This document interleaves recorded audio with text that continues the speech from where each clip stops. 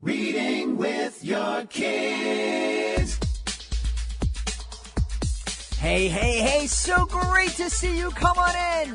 Hi, my name is Jed Lee, and this is the Reading with Your Kids podcast. We are so very delighted that you are part of our beautiful Reading with Your Kids family. Please, we do not want you to miss a single episode. So please be sure to subscribe to the show on the iHeartRadio app, on Apple Podcasts, on Spotify, on Stitcher, on Google Podcasts, or wherever you find your podcast on this beautiful blue planet. Our guest today is Nicole Pantaleakos, and she is the author of Planet Earth is Blue. We are really excited to let Nicole come in and tell us all about Planet Earth is Blue, but I'm also very excited to take a minute to let you know that this episode of the podcast is brought to you by Unicorn Jazz, a fantastic children's book by our friend Lisa Caprelli. This is a kid-loved fairy tale, and it's a timeless classic. Unicorn Jazz is filled with imagination and wonderful lessons. Unicorn Jazz is a dazzling young unicorn with an incandescent purple hair, a golden horn, shining hooves to match, and a musical note for her tail. Her stories are all about kindness and friendship and cooperation. It's a beautiful book that you will absolutely want to add to your family library. Check it out today. It's available on Amazon.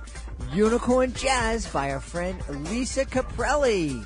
I am also really excited that Lisa is going to be one of the fantastic authors joining me in the Reading with Your Kids booth at the Orange County Children's Book Festival happening October 6th in Costa Mesa, California. This is the largest children's book festival in North America, and I am so excited that we are going to be part of it. If you are going to be attending, please be sure to visit our booth. It's number D5 in the yellow section. You'll be able to meet me. You'll be able to meet Lisa Caprelli. Dennis Matthew, the author of Bello the Cello, says he'll be with us, along with Marla Humer and also Helena Bailey, and maybe more. You can also check out our Reading with Your Kids magic show. It's happening on the Illustrator stage at 12:40 and 2:45. That's the Reading with Your Kids podcast. We are going to be at the Orange County Children's Book Festival October 6th. Make sure you are there and make sure you come on over and say hi. Joining us on the line right now from New York City, she is the author of a very powerful middle grade book called Planet Earth is Blue. Please welcome to the show, Nicole Pantaleakos. Nicole, how are you? I'm doing well. How are you? Pretty well, and looking forward to talking about Planet Earth is Blue. It's we were talking a little bit about the book before we began the interview. It's about the Challenger and the flight of the Challenger, and that's something that is an unforgettable part of my life. Why don't you tell us about the story and your take on it? All right. So the book, Planet Earth is Blue, is a middle grade novel about a 12-year-old girl named Nova. She's autistic and nonverbal, and she loves space. She loves all things space. And she is in foster care, and her older sister Bridget, who was previously in foster care with her, is missing.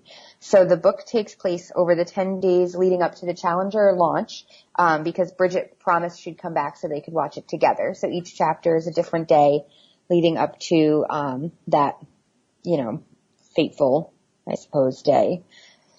So there's a lot of hope. She's got a lot of hope. And then, of course, for those who know what happened with the Challenger, then there's the whole grief and how you move on after that. That was such an unforgettable day. I remember we were watching the launch. I was working in a mental health facility in the recreation department, and taking some time to watch the launch and just sitting there stunned as we saw the Challenger explode in just seconds after it took off. It was something I'll never be able to forget. Yeah, it's so I don't remember it firsthand. I first learned about it as a little kid watching Punky Brewster, and I was shocked and horrified, and then I found out it was a real thing, and I was shocked again. But from people who have experienced both that and watching 9/11, I'm told that it's the same sort of feeling where you're just staring at the TV and can't believe what you see. And I have very vivid memories as a kid of watching TV during 9/11. So I kind of drew on my own feelings from that experience and applied them to the Challenger. In addition to researching and talking to people, I especially talked to people who were kids who watched it in their classrooms. I talked to one author I know whose class, I think it was third grade class, was there in person to watch the launch. So I talked to her about her experiences and the sort of overwhelming feeling that most of them shared was just this shock and disbelief, like what they were watching wasn't really happening. And that's a weird thing that's happening these days. At this time in history, we're able to see these incredible things happening live that are thousands of miles away through the miracle of the internet and through television. But it also means that so many more people are able to experience these horrific kind of events. And, that's something that's obviously never happened before. And it's amazing when you think about it, that literally millions of people can be watching this and experience this grief all at the same moment. Yeah, in a way, the Challenger was sort of the first time, aside from maybe JFK's funeral, but the Challenger was sort of the first time, at least for youth, that happened in the U.S. because, it was before internet and before the 24-hour cable news cycle. So CNN had specially set it up for kids to be watching live in their classrooms. But it was supposed to be this monumentally wonderful thing. And I wonder with young readers how much they can relate to that part, because now it's so easy. The news comes right to your phone and you get it in real time all the time. So it's not something so, not that the event itself isn't so surprising, but the thought of watching something unfold as it happens is a lot more common now. Yeah. But it's fascinating also that you're reliving this moment in history through the eyes of a young girl who's autistic and nonverbal. Tell us about making that choice. All right, so I knew Nova was going to be actually I didn't know her name was Nova, so I knew unnamed main character was going to be an autistic girl. I knew she was going to be really into space as I started writing, but I was having trouble finding her voice, and I can't pinpoint when I realized that she was going to be a nonverbal kid. But once I knew, then I found it so much easier to write, and the book alternates between third person and her first person point of view, and then it just flowed. I did do a lot of research though, and I also had different sensitivity readers, including some who were nonverbal as kids, and a couple who are what might be labeled like low verbal or non-conversational today, because I really wanted to strive for authenticity. But a big thing that I was also going for is that there's so many misconceptions about nonverbal people, and not just autistic people, but like when my grandmother, she had vascular dementia from a stroke, and she slowly over the course of a couple years lost her speech, and it used to break my heart to see how differently people would talk to her once she couldn't verbally talk back. And the same thing happens to kids. They tend to be infantilized, and people tend to talk very loud, which I don't understand, because not being able to speak has nothing to do with your hearing in their case. But people would tend to get louder, slower, very simplified, and I would see nonverbal kids that I knew, very bright, communicative, creative kids just being treated like they didn't know what you were saying to them. And I actually had a person once about one of my godchildren. She's an expert, so her position is a board certified behavior analyst, so she's known as like an expert in the autism field. And she had told me once to only speak to my godson in 2 or 3 word sentences, because she said he can't talk, which means he can't understand. And that just so stuck with me. And I thought about that when writing Nova, because I wanted people to know, even if your primary method of communication isn't verbal speech, it doesn't mean it's because you're not thinking. So. That's fascinating. I've had a lot of experience working with kids on the spectrum, but early on, when folks were just kind of discovering autism and didn't have a lot of knowledge of it. And one of the things that almost all of the kids that I work with were nonverbal, and also had other neurological developmental disabilities. One of the things that I would always try to imagine was to get inside their minds and to, try to imagine how they were perceiving the world around them. And that came just because I was so close to them and had relationships and friendships with them. What was it about for you that drew you to this character and to create this character? So the nonverbal part was really inspired by a lot of the kids that I know, both in my family, and children that I've worked with. Other parts of her personality, I try not to, it's hard when you're an author, your main characters tend to resemble you a lot, and then you edit to try and make them not yourself, or at least that's true for me. So, Nova shared a lot of, my qualities, especially as a child, with the, OCD, have OCD, which is obsessive compulsive disorder, in case anyone doesn't know. So I have some of that and some social difficulties and obsession over a certain thing. I was not obsessed with, space or space travel. I was actually obsessed with things like natural disasters and tragedies. So as a kid, I was obsessed with the Challenger the way she is, but with the aftermath. And when I was writing the book, I wanted a kid who was obsessed with the good part, the hope, instead of I dwelled very much on the negative and the sad part. So there were a lot of different influences for her. And, so she kind of came out of everywhere. She has little moments that when I go back and read, I can picture certain kids I know doing a certain movement or making a certain sound. And then other parts I read and I'm like, oh my goodness, that's just me as a 12-year-old kid.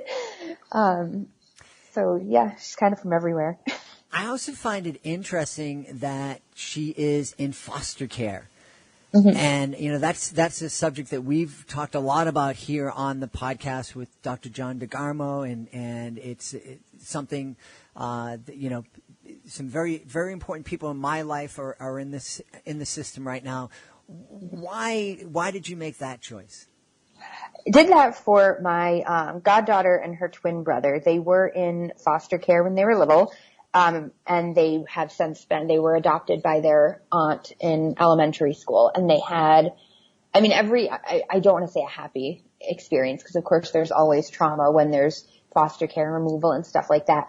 But when they were younger, I was trying to find books to read with them about kids who were living with a relative who was not their parent, kids who were taken away, and so much of what I found was negative and dismal, and it's like an evil stepmother or the wicked, count guy for Unfortunate Event, and it was so negative. And I wanted to show, with Nova's story, there are references to past foster families that were not so good, but the one that she's in the book is a good one, because I wanted to give hope to kids like them, and a couple of there were 2 other kids in foster care, in particular that I was thinking about when I wrote it. And one was in a really great situation and the other one was in a terrible situation. And for both, I wanted there to be this hope. So I hope that kids like them would read it and feel like there is hope. And whether you end up back with your biological family, a different biological relative than your parents, or whether you end up adopted or in, a foster home, there are good places and good people. I find it fascinating that you, who were, as you said, you were obsessed with tragedy as a kid, has created this book that is so full of hope.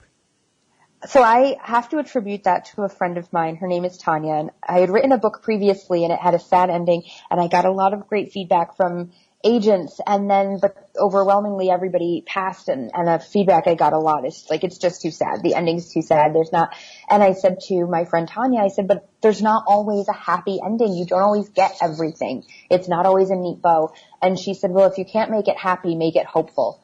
And then I sat down and I started writing Planet Earth is Blue, and then I just kept that sort of as like a mantra in my mind as I was writing it, because I knew from the beginning it wasn't going to have a happy ending, because the Challenger disaster is going to happen. Mm-hmm. So as much as Nova's looking forward to it, it's going to be sad. It's going to be tragic, but there is hope.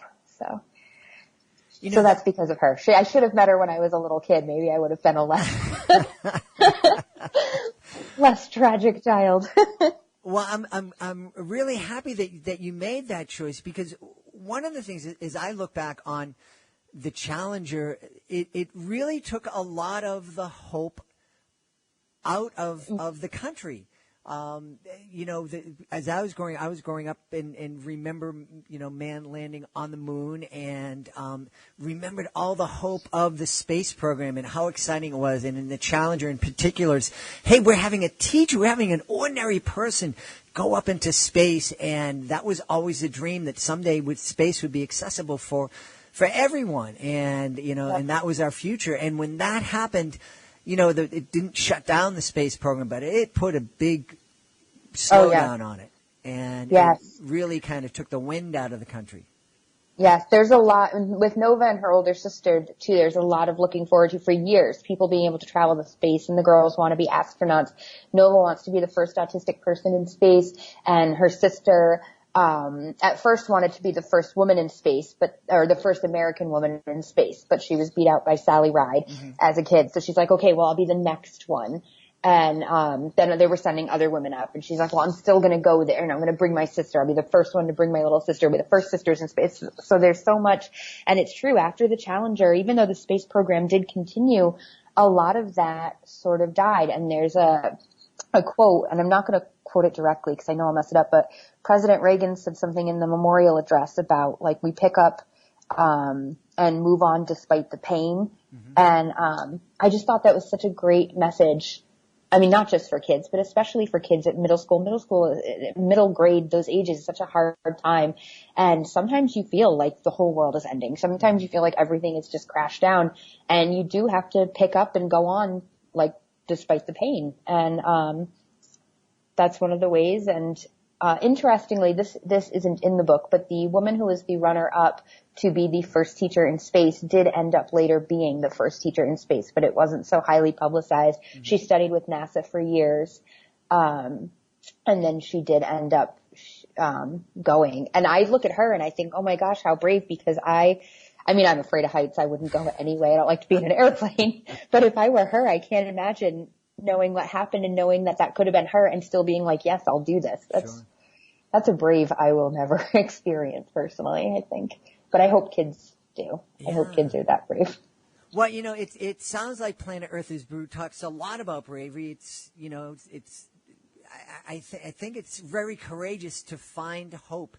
I think it's very courageous for a lot of middle grade kids to find hope in anywhere, because, like you said, it can be so difficult. Those years can be so difficult. Can you talk a little bit? You spoke a little bit about the research that you did. Can you talk a little bit more about the research that you did for this book, especially the research that helped you get into the mind of Nova? Oh, all right. I started with reading, both with the space stuff and with stuff with Nova. I read things that were written by other autistic people. I talked to kids that I know who are on the spectrum and asked them questions. I talked to adults who were former kids on the spectrum about how they felt about certain things, because it's so hard when you look at, as I'm learning, as I try to learn more, everybody's mind seems to work so differently. And I don't know about anyone else, but when I was a kid, I often felt like everybody's mind works the same except for mine. Mm-hmm. And I would think, like, what's wrong with my brain that I don't think or process these things the same way that everyone else is or seems to be? And now I've gotten older, and I think that I think everybody is a lot more different, diversified, neurodiverse than I realized, and we all have our own way of looking at things. So I kind of combined to make hers. Sorry, I'm gonna pause and restart. I'm like talking in circles. But I did a lot of, I'll start again. I did a lot of reading from different areas and a lot of talking to people.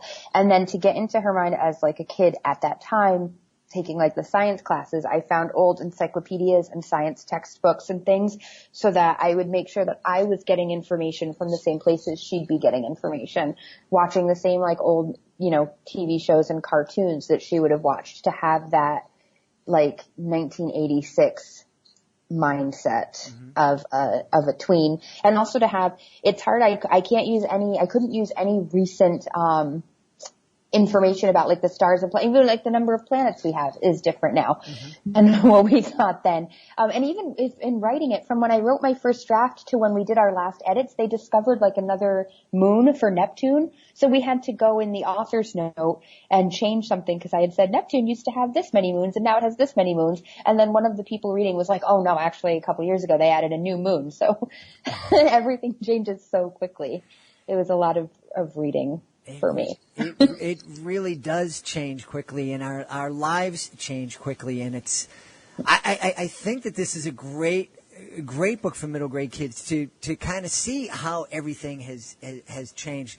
One of the things I love to ask authors is, what kind of conversations do you think a family can have after experiencing Planet Earth is Blue? Oh gosh, that's a great question. So I would hope that, especially if different families would have different conversations, I imagine, but if it's a family of, sort of neurotypical kids who maybe doesn't have as much experience, who don't have as much experience with kids on the autism spectrum, I would hope they would talk to their kids about how to talk to kids like Nova who may not communicate back verbally. Their awareness is much better now. Things in general are much better, but I would still see taking the kids to the playground that some kids would sort of hone in on a kid who was different, a kid who was stimming, as Nova does, maybe like tapping their chin or making a repeated noise, and see that as a reason to bully, which is never okay. So I would hope there would be that sort of conversation, and also a conversation about like how you can best help communicate. You can, use pictures, use typing so that you can have friends who maybe are not as verbal. If it's a family with kids who are on the autism spectrum, I really hope that kids like that are able, to relate to Nova.